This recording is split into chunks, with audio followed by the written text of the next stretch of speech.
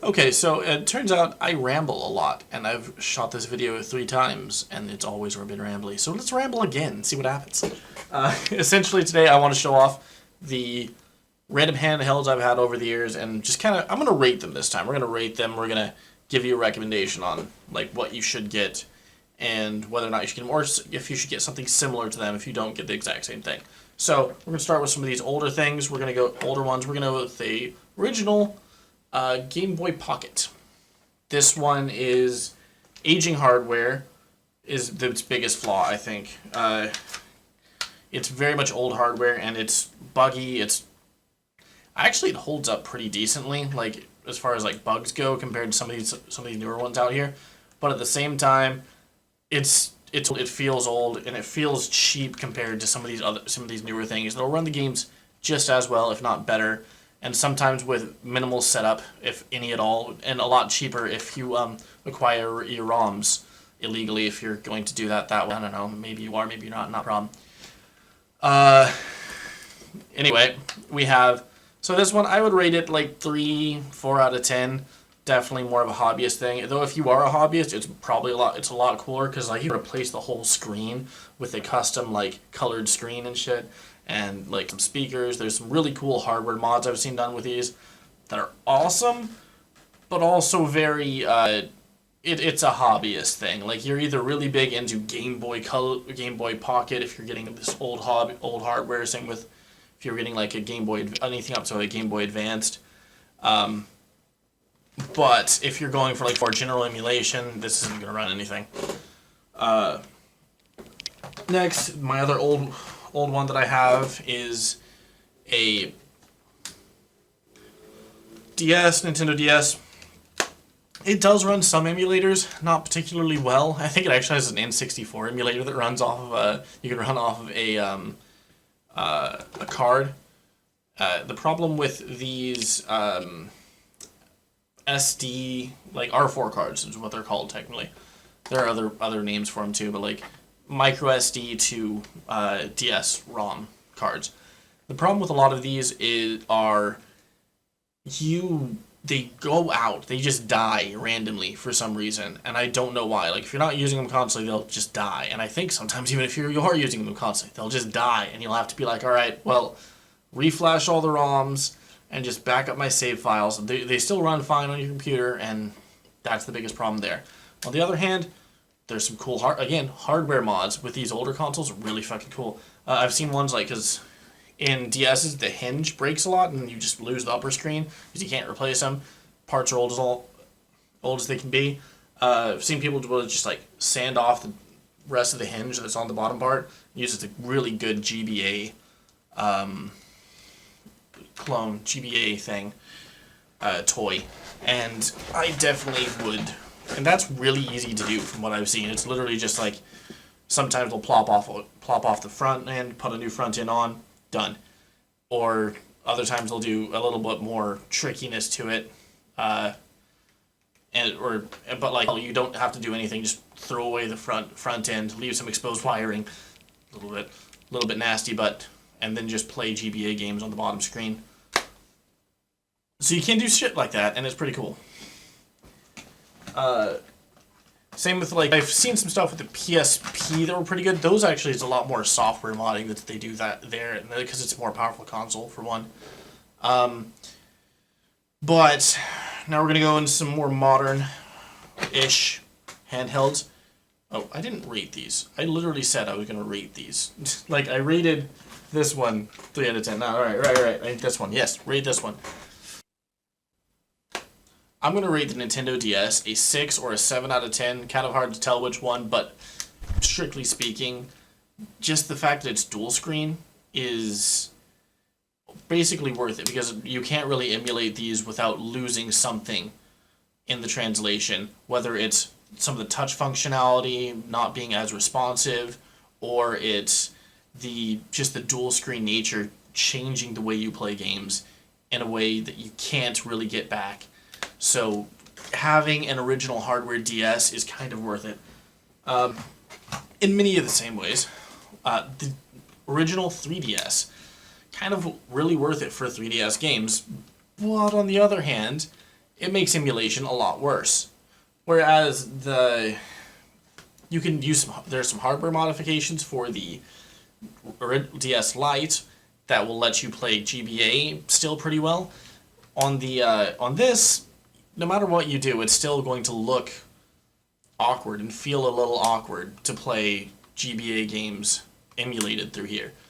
They won't necessarily always run at full speed though, unless you're injecting a ROM into another file that runs Nintendo's official emulator, which you can do, but it is a lot of work and really hampers your experience compared to just running an emulator on your phone or something else like that.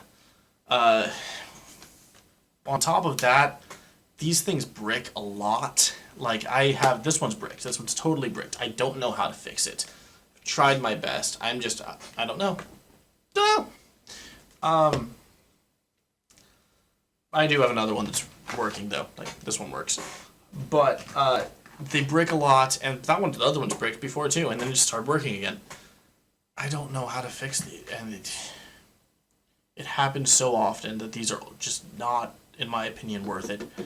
I would probably put these at like a 2 to a 5, anywhere between a 2 and a 5, depending on how technically capable you are, out of 10.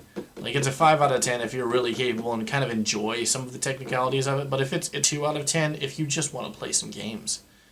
I would basically just say get a really powerful emulation device to run 3DS games is almost a more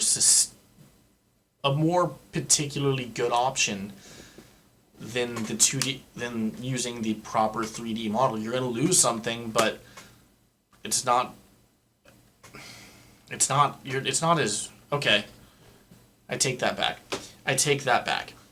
If you're only playing 3DS games, don't mod it. Just buy a bunch of 3DS games, and it's probably worth the money for the headache it'll save you.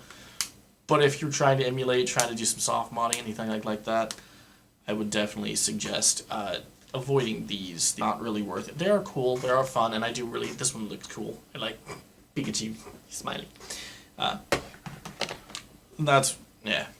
These ones, on the other hand, you can do a lot more with. I've played Pokemon on this, I've played a bunch of other things, and it has Digimon Cyber Sleuth on an OLED screen that fits in your pocket, and it's amazing. That game is just great. I'm actually replaying through it on my Steam Deck right now, and yeah. On the other hand, it is aging hardware. I did have another one of these where the screen just failed, and I couldn't figure out and I was like, I'm just not confident in replacing the screen. So I bought a new one that was pre-modded. The problem was I tried to get my save games and everything else from that one onto this one, and accidentally erased all the mods. So I have to reinstall them, redo the modding, and see what I can do to fix that. If I can't, maybe whatever, not a big deal. I'll figure it out.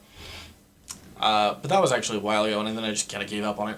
It's really fun. It is really cool, and it is perfectly pocketable, which is something that plays this many things is kind of hard. Plays PSP and PS1 games perfectly, right off of a PS2 or a PSP that runs inside of it. It runs RetroArch to let you play GBA games really well, really cool. Can't really get 3DS or 3DS, but if you're buying a new one for that price, it's probably not worth it. But if you already have one and you're just gonna mod it, I would probably put this at a 7 or 8 out of 10.